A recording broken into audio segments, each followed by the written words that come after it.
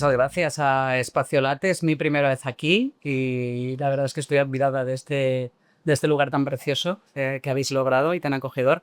Así que muchas gracias y sobre todo muchas gracias a Yasna por pensar en mí para presentar este libro Palestina Infinita. Es verdad, estoy casi recién aterrizada de la Cisjordania ocupada, así que vengo con los sentimientos a flor de piel. Espero que, bueno, que no me invada mucho la emoción, aunque en realidad la emoción me invade desde la primera vez que estuve en Palestina en 2005 y desde la primera vez que entré en Gaza en 2009. Es interesante este libro porque es un recorrido vital por la historia de Yasna, que va impregnado de cuestiones didácticas que dan contexto a una historia vital, pero que lo hace de una forma inversa, es decir, empieza por el final y termina por el principio. Empieza en 2024 y termina en 2007. Pero además empieza por algo que para mí me ha marcado mucho. He leído ahí, en cualquier momento acontece un poema. Y el libro de Yasna empieza por un poema de alguien a quien yo conocía muy bien, Refat Alarir, que fue asesinado por el ejército israelí junto a 6 miembros de su familia. Y él dejó su testamento poético en ese poema, Si tengo que morir, que es con el que empieza Yasna. Y yo me siento incapaz, pero a lo mejor Yasna sí lo puede leer. Está difícil. El poema dice así: si tengo que morir, tú tienes que vivir, para que cuentes mi historia, para que vendas mis cosas, para que compres un pedazo de tela y unos hilos, que sea blanca con una larga cola, para que un niño en algún lugar de Gaza, al mirar al cielo cara a cara, mientras espera a su padre, que se fue en una llamarada, sin despedirse de nadie, ni siquiera de su carne, ni siquiera de sí mismo, vea en las alturas la cometa que hiciste, y por un instante crea que es un ángel, que trae el amor de vuelta. Si tengo que morir, que traiga esperanza, que sea un cuento. En uno de los capítulos del libro, Yasna habla de nuestros compañeros y compañeras periodistas. Hoy uno de ellos hubiera cumplido 24 años. Se llama Zosan Shabbat. Y el ejército israelí lo asesinó de un ataque directo contra su coche en Gaza. Pero esto no empezó el 7 de octubre de 2023. En ese libro también se habla de nuestra compañera con la que yo he compartido mucho en Jerusalén, Shirin Abu Akleh, a la que el ejército israelí asesinó en la Cisjordania ocupada antes del 7 de octubre de 2023. Yo voy a leer 2 extractos del libro de Yasna para que entendáis cuál es el objetivo de recopilar esas historias vitales de los últimos 20 años, esos encuentros personales que ella ha mantenido en campamentos para personas refugiadas palestinas y su propia historia personal. Es el día a día de quienes encarnan la resiliencia, sin que puedan elegir entre otra opción más que resistir y existir. Un intento apremiante de contar sus historias con nombres, contextos, deseos y proyectos. Y empiezas precisamente en El Cairo, en 2024, con la historia de Sharif, que te habla de una segunda Nakba, o incluso peor que esa primera Nakba. ¿Por qué decides ese orden? ¿Por qué primero decides contar las historias de quienes han salido de Gaza y te has encontrado con ellos en Jordania o en Egipto? Sí, decidí partir por ahí. Fue una decisión en conjunto, la verdad, junto con mi editora, porque considerábamos que el tema estaba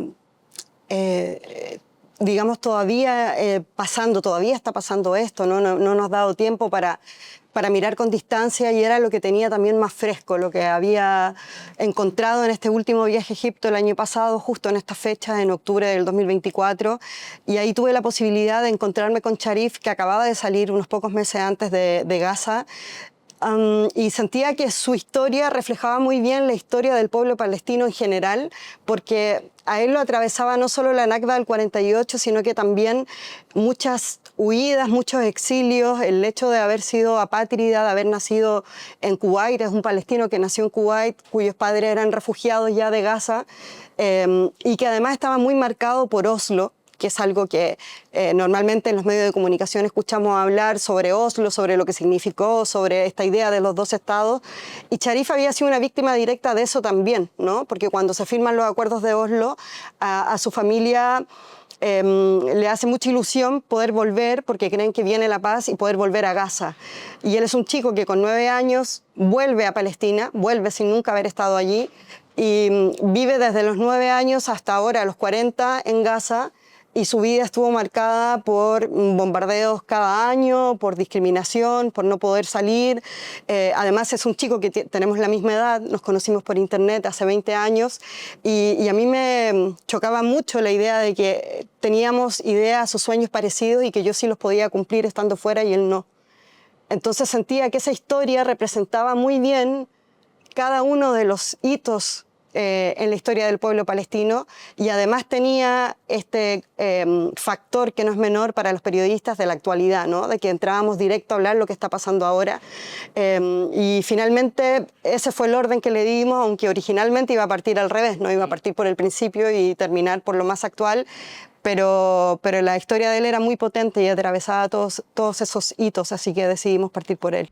Justo esta mañana, en esta última visita que he hecho a la Cisjordania ocupada, estuve con el hijo de uno de los presos que cumplen cadena perpetua en las cárceles israelíes, y dentro de ese acuerdo está contemplada la liberación de 250 presos condenados a cadena perpetua. Y me ha mandado un mensaje esta mañana y me ha dicho que su padre está en la lista, que le han llamado de la prisión y que primero les van a enviar a Gaza y de Gaza les van a mandar a Egipto. Y no tienen seguro que de Egipto pueda regresar a la Cisjordania ocupada. Hasta ese punto llega el castigo colectivo al que somete los sucesivos gobiernos israelíes a la población palestina. Ponerte el caramelo en la boca de pensar: mi padre va a ser liberado, pero no sé si voy a poder encontrarme con él en el Cairo. Si voy a tener la posibilidad de salir por Allenby, que luego hablaremos de tu historia en Allenby y demás. De 2024 das un salto de 10 años atrás a 2014. 2014 es probablemente...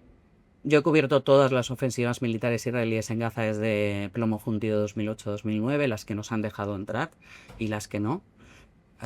Pero 2014 sí pudimos estar allí, y probablemente para mí ha sido uno de los momentos más impactantes en lo personal y en lo profesional, los 54 días de operación. Cuando tú te encuentras con las personas que cada 3-4 años viven una ofensiva militar, que acumulan trauma tras trauma, que el otro día escuchaba a un médico decir: no es estrés postraumático, es imposible, porque para que sufras estrés postraumático el trauma tiene que haber finalizado, y aquí no finaliza nunca. ¿Cómo es como persona palestina, de origen palestino, con familia palestina, cómo abordas una entrevista con alguien que sientes tan cerca de tu propia historia personal? Sí. Es una pregunta muy difícil, porque no sé si tengo de manera consciente una forma de enfrentarla. Creo que he tratado de hacerlo de la manera más humana posible, de la manera más bueno, como lo he hecho también con otros temas, no solo con Palestina, pero aquí por supuesto que está atravesado por la cercanía personal y por el compromiso personal que siento con el tema. Creo que en el momento trato de hacerlo desde la empatía, de sobre todo escuchar, algo que nos cuesta mucho a los periodistas de repente, que no estamos tan acostumbrados a escuchar como debiésemos, pero creo que el proceso de enfrentarlo viene después, ¿no? Justamente hago ese salto de 10 años porque en el momento me costó mucho enfrentar el volver a escuchar las grabaciones, volver a revisar mis apuntes. Emocionalmente no pude, cerré ese capítulo y traté, aunque ya ven que sin resultado, de alejarme del tema de Palestina, y estuve casi 10 años sin volver a tomarlo de esa manera y con esa intensidad. Traté, la distancia ayuda, por supuesto, estando en Chile era más fácil tratar de mirar hacia otro lado, pero obviamente volví al tema. Y este trabajo de retomar esas historias de hace 10 años fue también parte de cerrar un ciclo que había quedado abierto, volver el 2024, reencontrarme con esas mismas personas, porque sentía que tenía que terminar de escribir esas historias y que en el momento simplemente no pude. O sea, fue mucho más fácil para mí acercarme, reportear, conversar, pasar días y semanas con ellos, pero luego cuando tuve que escribir y ordenar todo eso, simplemente no pude, porque además estaba muy marcado con la historia que también tuve en la frontera, en Allenby. Y como tú bien dices, que creo que también lo digo en alguna parte del libro, que es muy difícil poder tratar un tema que sigue en curso, que no se cierra, que no hay un periodo posterior para poder reflexionar y tomar distancia y decir, bueno, me enfrento a esto, ya sea como una forma de hacerlo parte de mi sanación de este estrés postraumático, pero cuando el estrés continúa y la situación continúa, es muy difícil hacerlo sin que se imponga finalmente todo este peso emocional y esta carga emocional que sin duda es muy fuerte incluso para alguien que no tiene origen palestino y que ve las cosas a la distancia. Mira, yo tengo una compañera en la Radio Exterior de España, tiene emisiones en diferentes lenguas, una de ellas es la lengua árabe, y tenemos una compañera, Shirin Palestina, a la que yo me llevo desde hace 2 años. Su familia es del este ocupado de Jerusalén, vive allí, su madre, sus hermanos. Pero ella, para no perder la residencia, aunque tiene pasaporte español, pero para no perder la residencia en Jerusalén, entra por Alem. No va por Valencia. Y cada cruce es estar con el alma en vilo horas y horas y horas sin saber si finalmente va a poder cruzar, no va a poder cruzar, si cruza y está dentro, si va a poder salir, si ese día a las autoridades israelíes les va a dar por cerrar el cruce, como pasó hace 10 días, que lo tuvieron cerrado 3 días porque hubo un ataque justo allí en Allenby, porque vienen las fiestas judías y entonces lo cierran porque...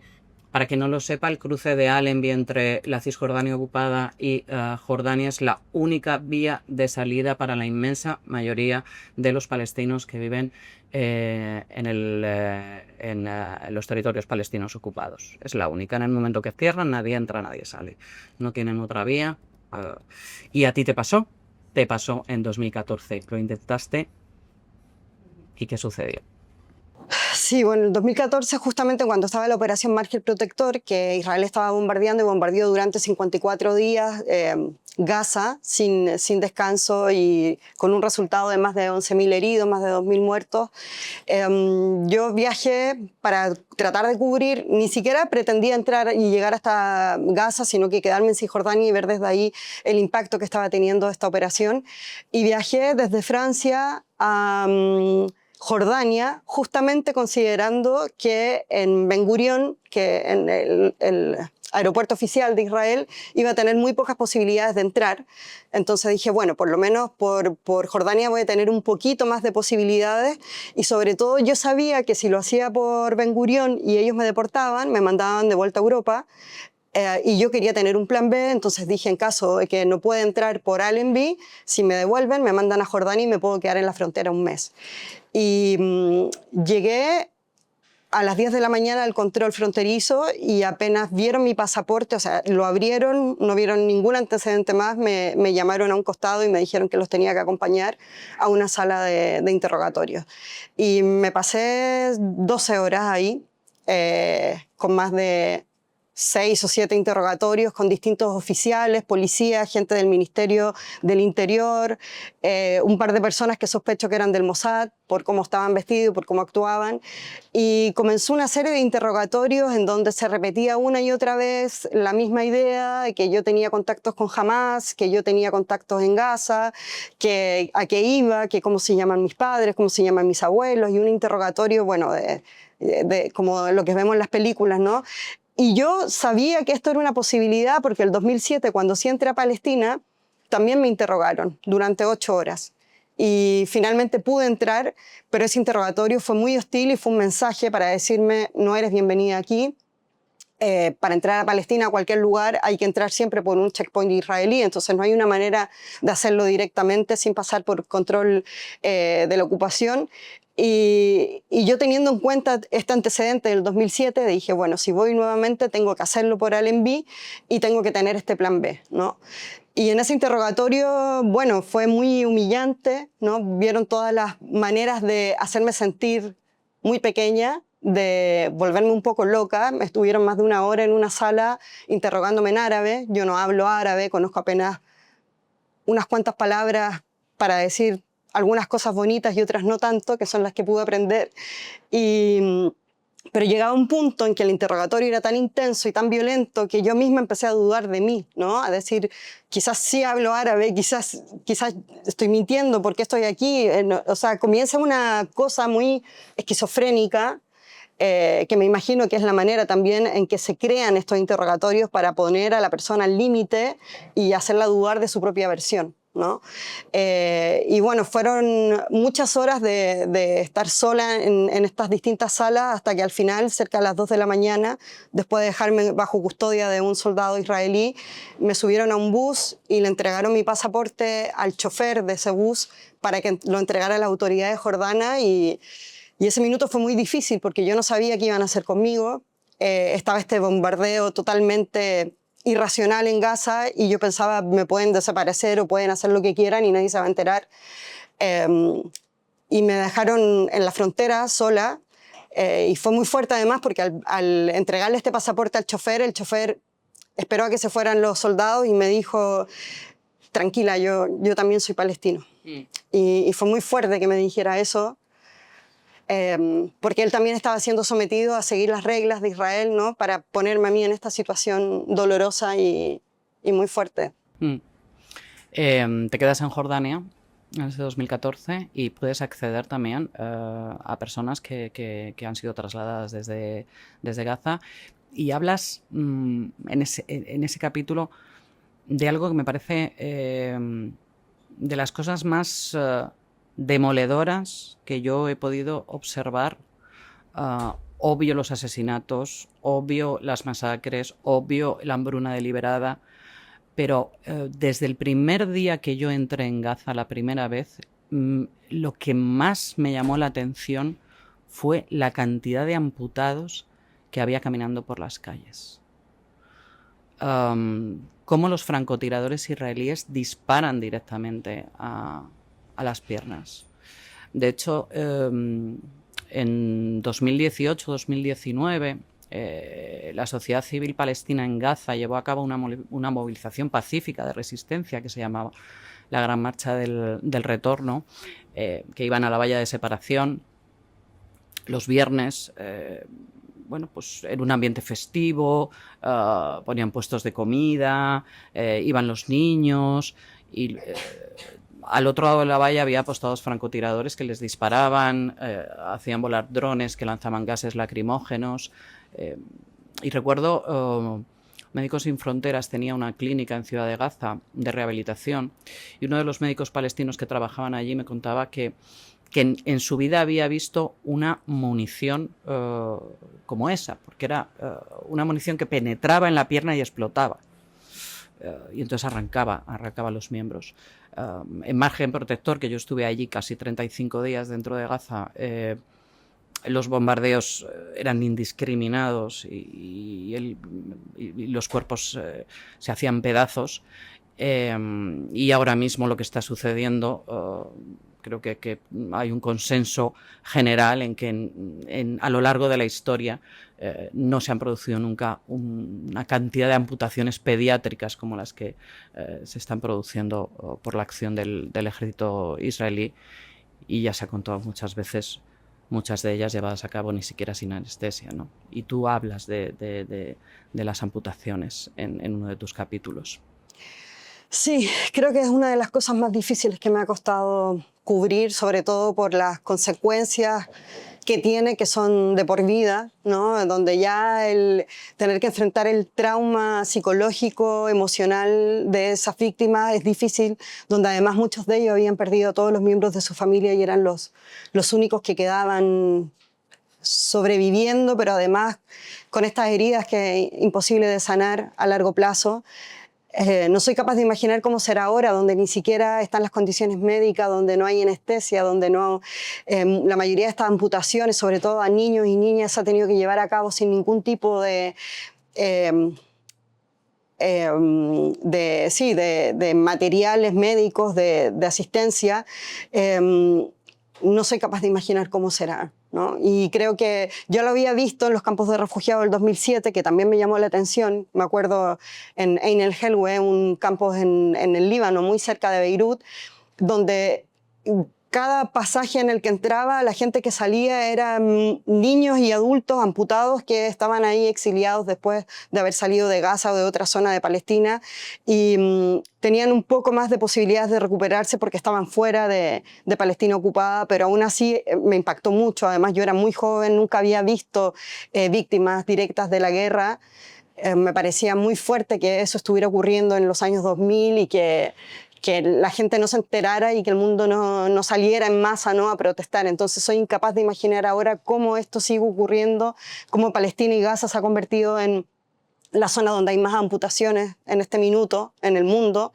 Y ese encuentro en el hospital fue muy fuerte por dos cosas. Por un lado, por cómo estas víctimas de los disparos israelíes, de los ataques, llevaban esta etapa de recuperación en el hospital, casi siempre apoyados por la comunidad palestina en Jordania, porque su familia o había muerto dentro de Gaza o no había podido salir, y al mismo tiempo ver cómo todo el mundo estaba muy preocupado de atenderme, y fue algo que me chocó mucho, que me conmovió.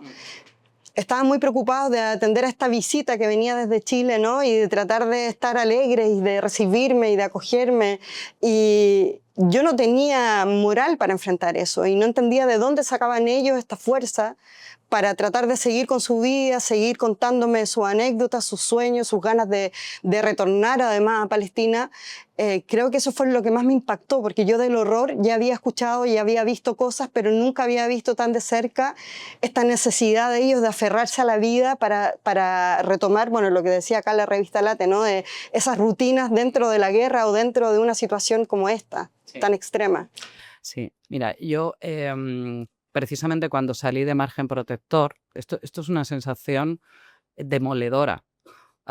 Tú entras en un lugar para acompañar e intentar fiscalizar lo que está sucediendo allí a través de los testimonios de las personas que lo están sufriendo, y después te marchas dejando atrás a esas personas que nunca podrán salir y que te despiden, porque hay pocos pueblos más acogedores que el palestino, con verdadero amor y agradecimiento.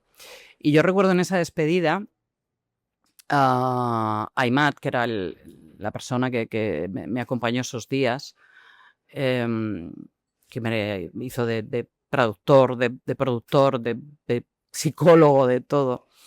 Me dijo, es que solo vienes cuando hay una ofensiva militar.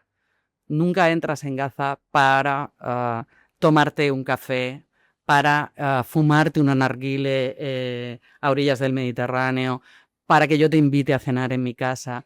Y eso sí me quedó marcado. Y es verdad, muchas veces el periodismo no cuenta la vida durante los conflictos, las ofensivas militares, la guerra, porque es verdad, existen esas rutinas también en esos periodos oscuros de la historia. Y de ahí nació el proyecto del que yo me siento más orgullosa, que se llama Vivir Gaza, que es un webdoc en formato podcast de 5 capítulos que hicimos dentro de Gaza, en la universidad que ya no existe, en el puerto que ya no existe, viendo un partido de fútbol en los cafés a orillas de la playa que ya no existen, en un coworking, porque también había donde desarrollaban apps, que tampoco existe, en un estudio de grabación de música, que tampoco existe, con un grupo de rock del que ya no he perdido todo contacto porque ya no he sido capaz de saber si siguen vivos o muertos. En fin, la vida en Gaza para intentar humanizar lo que tantos otros se empeñan en deshumanizar. Y tú hablabas, Allenby 2014, viví una situación similar en 2007, aunque logré entrar tu primera y última vez en Palestina. ¿Cómo fue ese momento? Ese momento fue increíble porque ese viaje tenía por objetivo recorrer los campos de refugiados en los países vecinos. Yo prometí a mi familia que no iba a intentar entrar a Palestina porque mi padre ya había ido el año 2000 para tratar de recuperar el contacto con la familia y él lo había pasado muy mal, ¿no? Lo habían interrogado, lo habían sometido a un interrogatorio muy violento también, que se desnudara, que pasara una sala de revisión. Además, mi padre carga una historia muy fuerte también con lo que fue la dictadura en Chile, entonces para él fue como revictimizar, ¿no? su historia. Y yo prometí que iba a hacer este viaje a los campos de refugiados porque lo que quería era entrar en contacto con palestinos y poder recorrer Jordania, Siria y Líbano. Y cuando estaba en Jordania, me encuentro con un amigo palestino de un encuentro palestino mundial al que había ido una semana antes acá en Francia. Y este amigo me dice, mañana nosotros cruzamos a Palestina, vente con nosotros. Y le dije, no puedo ir, o sea, prometí que no, es muy arriesgado, puede que me pase algo. Y me dice, bueno, pero puede que no. O sea, ¿qué pierdes con intentarlo? Entonces fue bastante improvisado. Esto fue a las 11 de la noche y a las 6 de la mañana salíamos a Palestina. Yo estaba súper ansiosa, sin nada planificado, ni siquiera había buscado los contactos de mi familia dentro de Palestina porque de verdad pensé que nunca iba a ir. Y bueno, la primera parte, que fue este interrogatorio de 8 horas, fue muy fuerte porque además estaba con un equipo de periodistas y abogados españoles que estaban en este mismo viaje y a ellos le dieron de inmediato la visa y estaban listos y el palestino y yo estábamos siendo interrogados y tratados, además que era muy fuerte porque me trataban como una palestina más. Para mí era un choque de la identidad, de tratar de entender por qué estaba siendo sometida al mismo trato que él. Y me llamaba mucho la atención que este chico llamado Saif, cada vez que salía me decía sonríe, sonríe, porque ellos te pueden tomar presa, te pueden torturar, te pueden hacer lo que quieran, pero no te pueden robar el alma, así que tú sonríe. Yo no entendía cómo él era capaz de mantener ese espíritu, siendo él un refugiado palestino, siendo él una persona que cada vez que él vivía en España y cada vez que entraba y salía, como tu colega también, pasaba por estos malos tratos y por sentir que estaba en un vilo la posibilidad de que no lo dejaran entrar nunca más. Hasta que después de 8 horas entramos y a mí, bueno, fue un choque muy fuerte, ¿no? En todos los sentidos. Primero, en ver esta ciudad bajo ocupación. Recuerdo que entramos por Jericó y seguimos hacia Ramala y, bueno, ver el muro fue una cosa increíble. Yo durante la universidad participaba en una asociación de jóvenes palestinos y dábamos conferencias, hablábamos del tema, mostrábamos documentales en la universidad. Y yo me sabía de memoria todas las características del muro, sabía cuánto medía, sabía cuánto tenía de largo, qué tan grande era, qué es lo que había en cada checkpoint, pero verlo ahí y sentir esa presencia, sentir cómo dividía la ciudad, cómo a mi propia familia le hicieron elegir entre el terreno donde ellos cultivaban y la casa, fue muy fuerte. muy fuerte. Y encontrarlos a ellos también fue, que además fue una casualidad enorme, ¿no? Porque, bueno, Palestina es muy chiquitito, la gente de repente se imagina que este lugar en el que todo el mundo se pelea es un terreno enorme y muy grande, pero es muy pequeño. Yo de casualidad conocí a una persona a la que le pude preguntar por mi familia y me dio el dato de un tío y llegué en 10 minutos, ¿no? Salió toda la familia a recibirme a la calle, fue uno de los momentos más lindos que he tenido la suerte de vivir. Y fue muy intenso, tratando de vivir cada día de manera muy intensa, porque además me dieron una visa muy acotada de solo 7 días. Traté de recorrer lo que más pude durante esos 7 días y salí con esta sensación de agridulce, de por un lado cumplir el sueño de conocer Palestina y por otro tener la sospecha de que iba a ser difícil volver, que iba a ser difícil volver a encontrar amigos que conocí ahí o que probablemente podrían morir en los próximos años por la situación, y al mismo tiempo comprobar lo que significa la ocupación en la vida cotidiana de todos ellos. Tienes toda la razón. Yo siempre les digo, una de las cosas más bonitas que tuvo mi corresponsalía en Jerusalén de 4 años fue la cantidad de gente que pudo venir a verme y comprobar con sus propios ojos algo que yo creo que por mucho que los y las periodistas nos empeñemos en describir, es imposible que puedas dar la magnitud de la ignominia que sucede allí si no lo ves tú con tus propios ojos.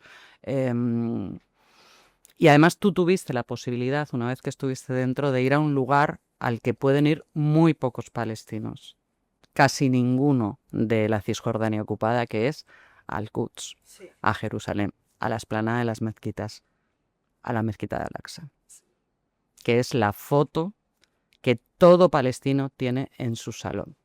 Y que otra de las cosas que te desencadena un enorme pudor es ser una atea extranjera que puede entrar allí donde quienes verdaderamente quieren ir allí a rezar no pueden, que son los palestinos de la Cisjordania ocupada. Sí, bueno, a mí me pasó algo bien particular porque la visa que me entregaron para estar esos 7 días, luego me la quitaron al entrar y en esa visa no podía entrar. Conseguí que el amigo de un amigo me metiera en su auto diplomático para poder pasar de manera casi escondida, sentada en la parte trasera donde estaban los vidrios polarizados y por un control especial donde por suerte no revisaron dentro del coche, y logré entrar a Jerusalén. Pero una vez que estuve en Jerusalén y fui a Al-Aqsa, los soldados que estaban en la puerta no me dejaron entrar.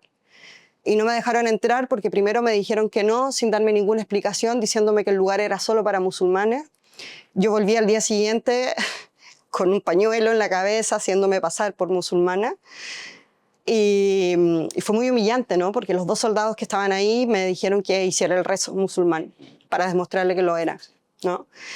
Y bueno, yo me sabía la primera parte, no fui capaz de continuar el rezo y nada, me echaron y vi que también eso, ¿no? El pudor de ver cómo los demás, palestinos que sí eran musulmanes y que sí estaban tratando de entrar, dependían de la voluntad o del día que estaba teniendo el soldado de la entrada, si se decidía o no a permitirles ingresar al Aqsa.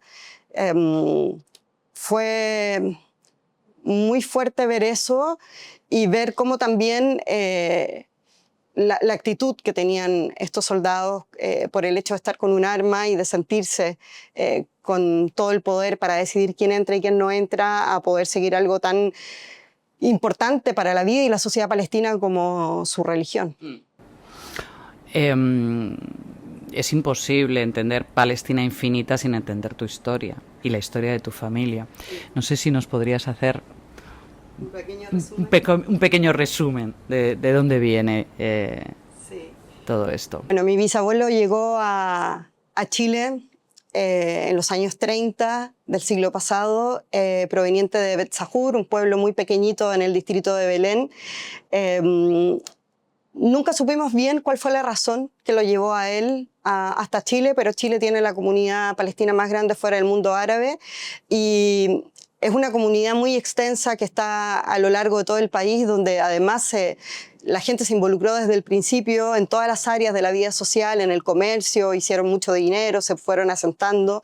Y me imagino que al ser un pueblo tan pequeño, la gente se pasó de boca en boca la idea de ir a este país, al otro lado del mundo, para tener un futuro más próspero, salir de una zona de conflicto, en ese momento por el Imperio Turco Otomano y luego ya por lo que pasó, bueno, entre el protectorado británico y luego el ataque ya de los sionistas en 1936 y toda esa época, ya estaba siendo una zona complicada para los palestinos y Chile albergó a esta comunidad principalmente de cristianos ortodoxos, que es además un dato muy curioso porque es una comunidad bien particular al tener casi un 98% de palestinos cristianos ortodoxos.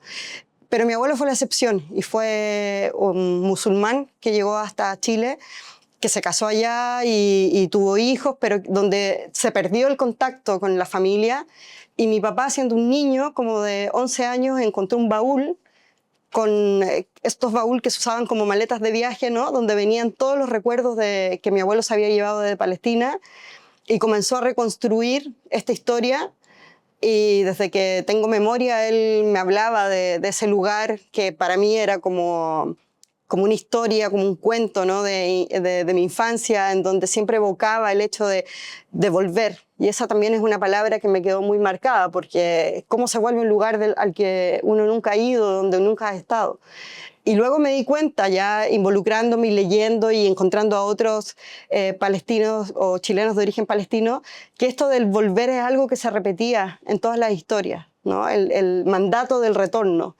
Y mi padre lo pudo hacer el año 2000, en esa experiencia que fue muy traumática, pero también muy enriquecedora porque se reencontró con toda su familia, entendió muchas cosas de él, de su personalidad, de sus deseos, de su manera de ser y de ver el mundo.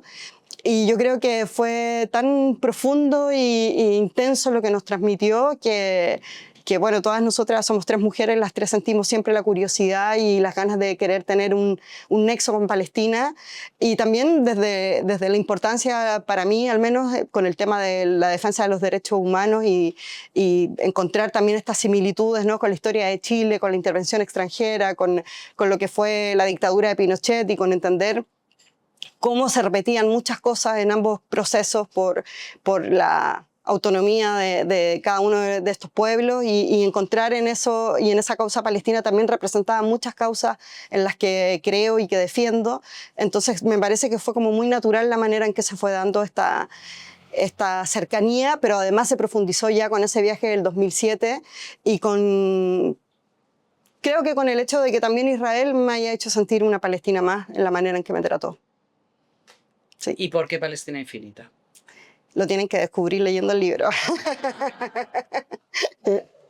Pero sí, porque bueno, entre otras cosas, porque los palestinos tienen más de 11.000 años de historia, ¿no? Y va a seguir, por más que intenten destruirla y por más que intenten bombardear, hacerla desaparecer, deshumanizarlos, yo creo que los palestinos se van a seguir reinventando y van a seguir resistiendo de distintas maneras.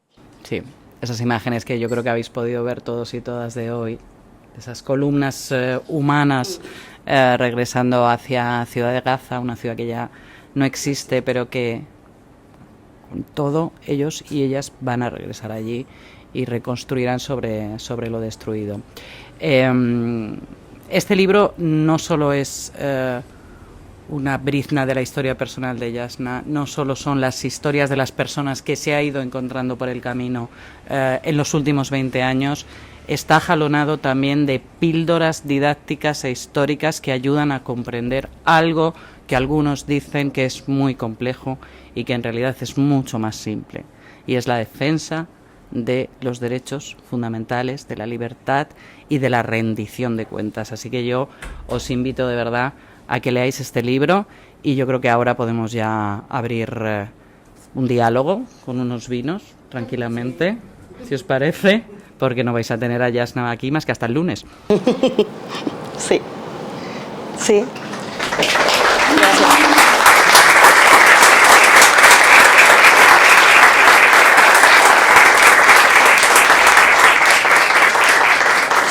Sí, a mí me impresiona, bueno, creo que hay hay una cosa de esto de resistencia, ¿no? De haber aprendido también esa resistencia, es algo que probablemente es parte de la herencia que se ha traspasado de generación en generación, viviendo constantemente ocupaciones, invasiones, etc. Y creo que desde las pequeñas cosas hasta las más grandes se han buscado maneras de resistir, de mandar ese mensaje, ¿no? De seguimos siendo humanos, no somos lo que quieren mostrar al resto del mundo, esta caricatura de los palestinos. Creo que lo he visto, y una de las historias habla, por ejemplo, de Lubna, que es una mujer que borda y usa el tatriz, que es este patrón palestino de los bordados, como una manera de plasmar su herencia cultural, personal, y cada vez que hay un bombardeo a Gaza, ella se sienta a bordar y hacer estos mantos para poner en su casa. Lo vi también con estos jóvenes en los campos de refugiados que podrían ellos, que han tenido la posibilidad de nacer fuera, de estudiar, de tener acceso a otras cosas, podrían continuar con sus vidas y quizás pensar en un presente o en un futuro más feliz, desligándose por completo de Palestina, y sin embargo ellos están cargando sus mochilas con el jándala, llevando camisetas de palestino, tratando de tener siempre un contacto y reivindicando esta idea de volver. Una de las cosas que yo escribo en el libro es que siempre me ha llamado mucho la atención que cuando he conocido palestinos en cualquier parte del mundo, pero sobre todo en los campos de refugiados, les pregunto de dónde son y ellos no responden por el país donde nacieron ni la ciudad donde viven, sino que responden por el pueblo de donde eran en Palestina originalmente. Y eso es muy fuerte porque palestinos que no se conocen en distintos rincones del mundo tienen la misma respuesta sin ponerse de acuerdo, ¿no? Y yo creo que esas son maneras de resistir, porque mientras Israel ha tratado de borrar la herencia árabe-palestina, cambiando los nombres de las ciudades, cambiando los nombres de los pueblos, ellos vuelven a hablar de su origen y no lo olvidan. Y tienen también un humor muy negro, que ahí entendí de dónde venía mi familia con su humor muy negro. Creo que hay una cosa ahí de haber visto, por ejemplo, en un campo de refugiados en el Líbano, en Nar el Baret, que lo acababan de bombardear cuando yo entré, todo destruido y un chico arriba del techo fumando arguiles y diciéndome que suba a acompañarlo, que ahora gracias a los bombardeos tiene mejor vista, ¿no?, de la ciudad. Como ese tipo de humor que en el momento te choca, pero luego te das cuenta que es una manera de darle la vuelta a la tortilla y tratar de encontrar una luz dentro de todo lo oscuro que puede ser. Solo para cerrarlo, entonces si cerras esos ojos unos segundos y dirías que volvería otra vez a Palestina, ¿qué es lo más bonito que crees que volverías a ver, que esperarías ver? Aparte que... Me quieres hacer llorar. No sé. Ay, no sabes lo que daría por darle un abrazo a amigos que tengo ahí. Sí, creo que poder verlos y comprobar que siguen vivos y que están bien sería el regalo más bonito que podría tener. Hace unos años hubo un equipo de fútbol, el Celtic de Glasgow, que hizo una protesta en un partido de competición europea, se le puso una multa y hicieron un crowdfunding para pagar esta multa. Con esa multa con ese crowdfunding se sacó mucho más dinero que para pagar la multa y iniciaron un centro social, cultural, deportivo, el Laji Center. Laji Center en Belén, sí. Y quería saber qué relación tiene como la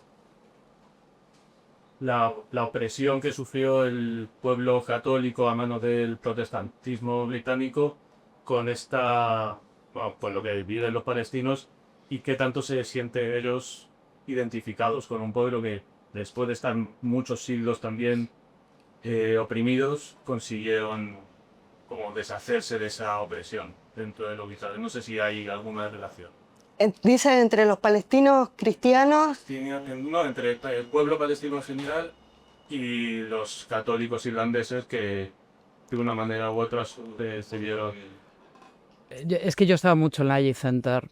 Además, en la Laji Center hay una organización gallega que se llama Payasos en Rebeldía, que os recomiendo seguir, que tiene un proyecto de una escuela de circo preciosa, preciosa, y precisamente una de las veces que estuve allí con ellos había unos payasos irlandeses.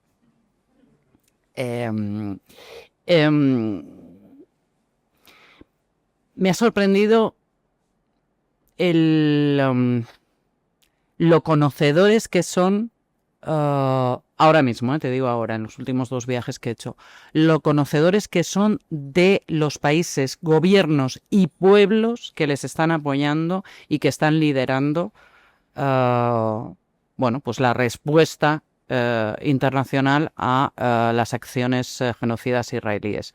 Y desde luego Irlanda es uno de ellos, lo saben perfectamente, y España es otro y también lo saben. Y no solo, y muchas veces ellos y ellas diferencian entre los gobiernos y los pueblos, saben perfectamente cuáles son los pueblos que están saliendo a las calles.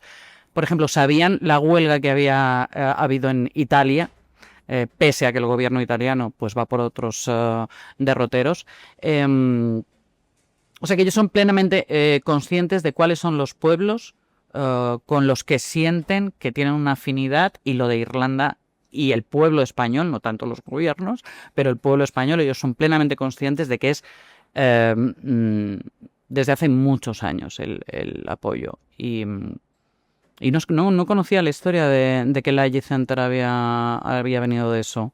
Pero de verdad que es un sitio espectacular porque está en Aida Camp, que es un campo de personas refugiadas palestinas en Belén, que la puerta es una llave, es la llave del retorno.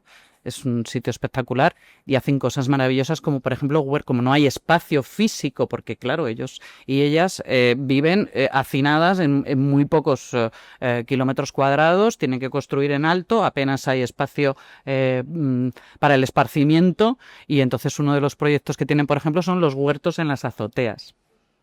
Y es precioso. Y el proyecto de Payasos en Rebeldía es una maravilla, con los nenes y las nenas aprendiendo circo. Es una cosa fantasiosa, y además ellos tienen una sede en Rivas y se han traído a varios a la carpa de Rivas también es muy bonito. No sabía esa historia. Sí, yo adhiero a lo que dice Cristina, y además también tengo esta impresión de que los palestinos están siempre siguiendo muy de cerca de los pueblos, ¿no? Más allá de los gobiernos, y Irlanda ha estado desde siempre al lado de los palestinos. Hay un apoyo muy fuerte, además no solo del pueblo irlandés, sino de figuras muy grandes como ahora mismo la escritora Sally Rooney, que se ha negado a participar en actividades relacionadas con el gobierno de Israel, tampoco ha querido que se traduzca su libro al hebreo, ha buscado distintas maneras de hacer un boicot cultural, y uno lo ve en el muro también. En el muro de Apartheid hay un montón de murales y diseños que tienen que ver con el apoyo de otros pueblos a los palestinos, y es como una especie de galería que uno va recorriendo dentro de todo el horror, en donde se ven estas expresiones y los mensajes que han dejado también distintos grupos de solidaridad que han participado y han viajado a Palestina. Me gustaría saber cuál es tu opinión respecto de la posición del gobierno actual de Chile, del presidente Boric, y en general quizás tanto por una parte del gobierno, que creo que discursivamente al menos se ha posicionado en contra del genocidio, pero no sé si eso se ha traducido necesariamente en las acciones suficientes como para hacer como una transformación o algo más real o más incidente, aun cuando Chile es un país bastante chiquitito y bastante lejano. Por otro lado también, ¿cómo ves en ese mismo sentido quizás el apoyo del pueblo o de las comunidades en Chile, pensando lo que tú mencionabas y lo que también mencionaban recién, respecto a que en Chile hay una comunidad palestina muy importante y además muy influyente, porque creo que hay gente que lleva mucho tiempo ahí, que han logrado, desde mi punto de vista, yo me declaro muy ignorante al respecto, pero me da la impresión de que es una comunidad que podría tener también un nivel de influencia política, transversal, incluso más allá del eje izquierda-derecha. Entonces me gustaría saber cuál es tu mirada respecto de eso. Sí, bueno, como dices, el gobierno de Gabriel Boric se ha posicionado desde el principio de esto con una posición bastante clara, llamado genocidio al genocidio, lo cual es un tremendo avance. También ha dado pequeñas señales concretas, como por ejemplo estuvo en contra y prohibió que las fuerzas armadas israelí participaran en la FIDAE, que es una feria de exposición de las fuerzas armadas del mundo, y ellos tenían un stand, y bueno, este año y el año anterior tampoco lo pudieron hacer. Y luego hizo algunos anuncios, ¿no? Como llamó al embajador de Chile en Israel, lo llamó a consulta, dijo que iba a diversificar la compra de armas, que no iban a ser solo a Israel. Pero luego estos anuncios no han seguido detrás de eso una línea concreta de ir avanzando en ese sentido. En parte porque, bueno, al día siguiente que Chile anunció estas medidas con Israel, el presidente del Senado recibió un llamado desde Washington, ¿no? Para decirles cuál tenía que ser la postura que tenían que seguir. Y además el Congreso también está bastante dividido. Hay una ley hace muchos años que tiene que ver con dejar de importar productos que sean producidos en los asentamientos ilegales. Ha costado mucho poder avanzar en eso, se ha tratado de presionar ahora con lo que está pasando, aprovechando la actualidad para generar presión, pero lo concreto, como cortar relaciones con Israel, por ejemplo, cortar a nivel institucional, a nivel cultural, económico, no se ha hecho, y creo que es la oportunidad, porque lamentablemente estamos a un paso de probablemente tener a un presidente de extrema derecha, y era esta la oportunidad que teníamos. Y por otro lado, la comunidad palestina en Chile, como tú dices, tiene bastante poder, bastante transversal también, de una manera en que yo no logro entender. Incluso los que son de derecha y extrema derecha son pro-palestinos y al mismo tiempo fueron amigos de Pinochet, son amigos ahora de los candidatos de derecha. Bueno, es algo que a mí me sale humo cuando pienso en eso, porque no logro entender qué pasa ahí.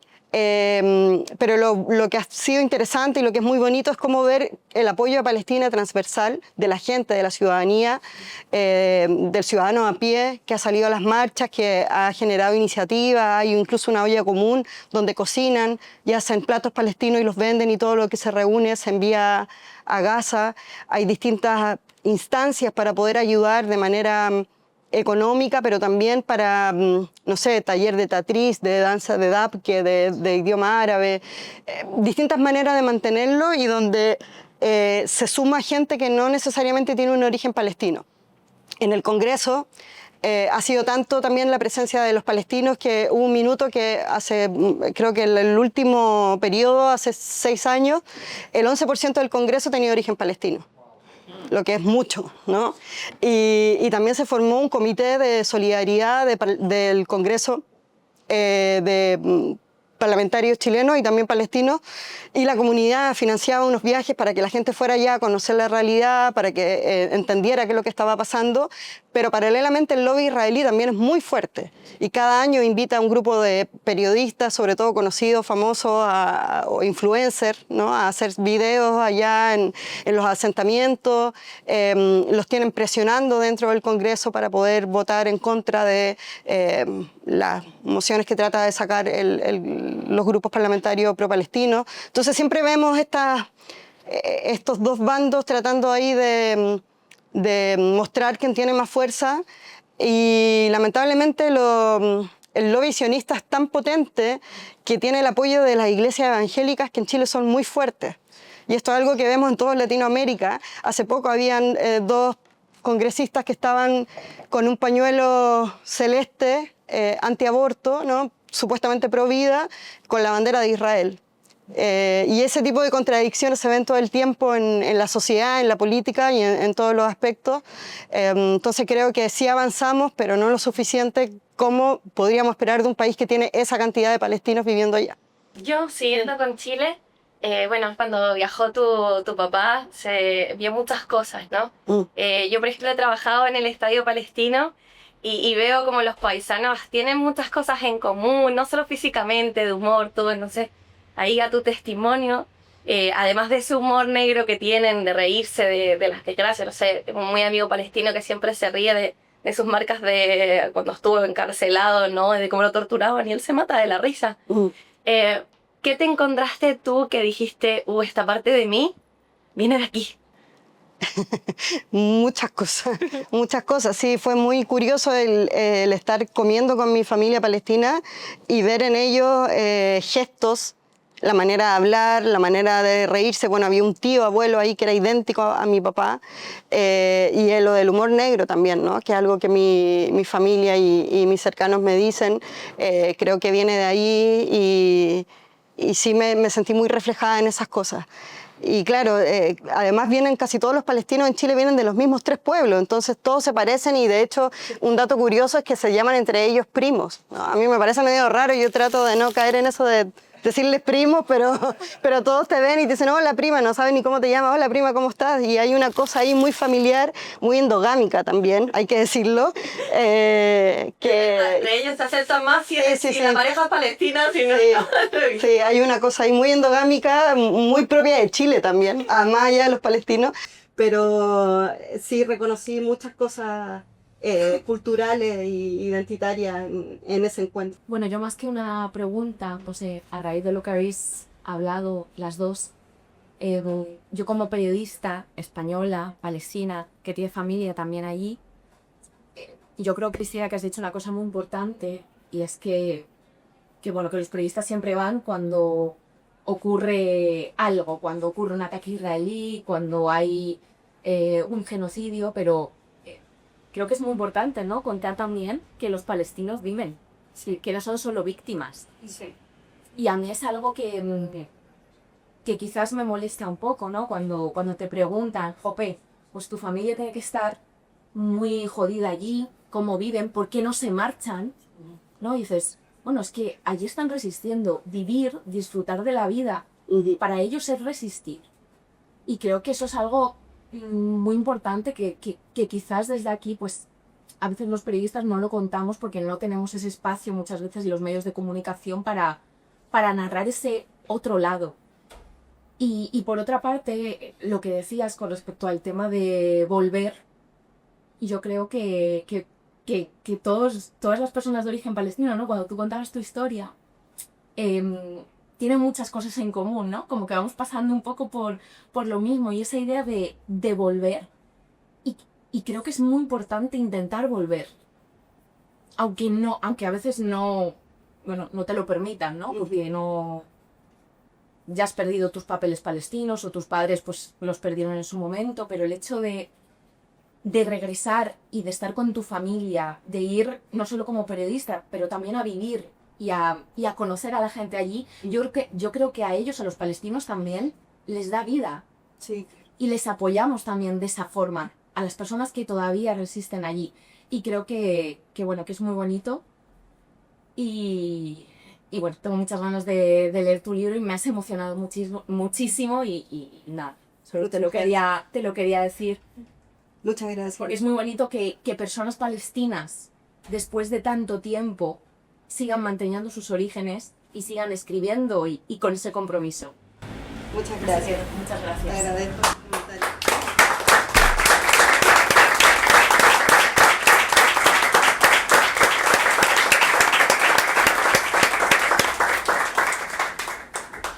Yo quiero hacer un homenaje aquí porque yo no soy palestina, no soy de origen palestino, soy de origen abulense.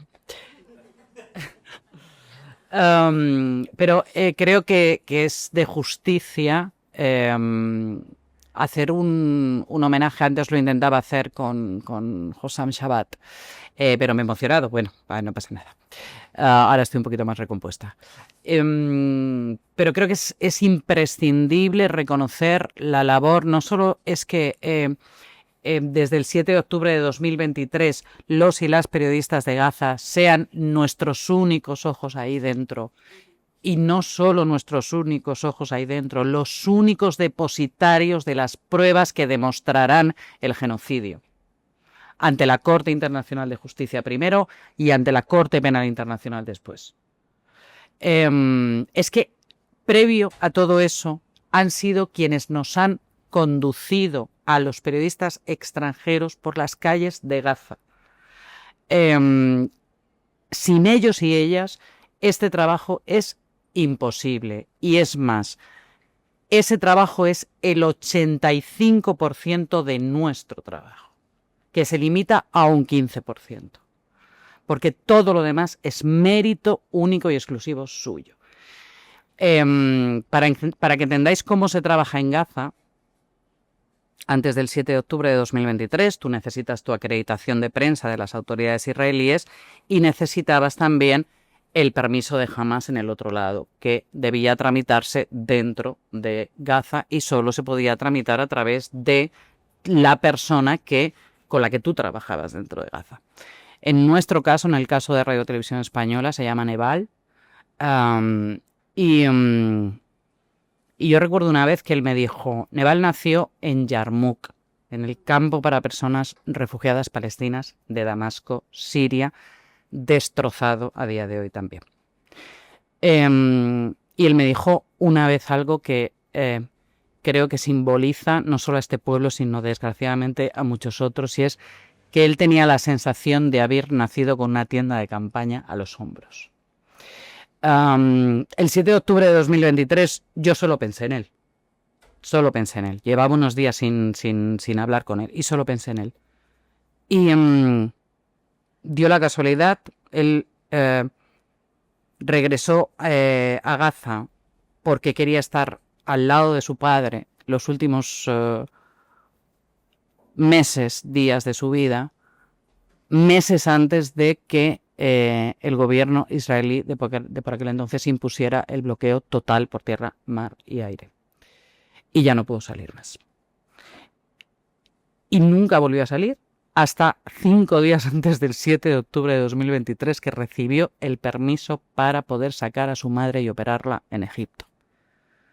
Y una vez más, Neval ha quedado en tierra de nadie, porque muy probablemente jamás podrá regresar a Gaza